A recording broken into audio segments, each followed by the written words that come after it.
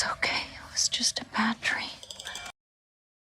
An 8-year-old kid attempts to examine the puzzling thumping sounds that are coming from inside the walls of his home, revealing a dull mystery that his vile guardians have kept stowed away from him. Peter is tormented by a strange, consistent tap from inside his room wall, a tapping that his folks demand is completely made up in his head.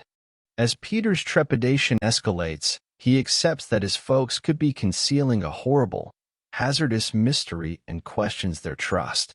Furthermore, for a youngster, what could be more terrifying than that?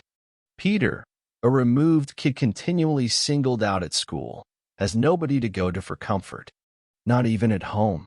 What's more, as though that weren't sufficiently upsetting, the calm kid has been grumbling about faint at this point alarming tappings inside his room's walls.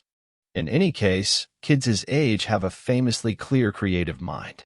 All things considered, killing the lights or remaining under the covers doesn't help. Notwithstanding, such an auspicious commotion sound persuading when you were 8. Before long, as things go knock in the evening, blood-chilling impressions and liable special kinds of mystery welcome trepidation in its most perfect structure. Perhaps it's nothing. In any case, imagine a scenario where the kid grabbed undesirable eye.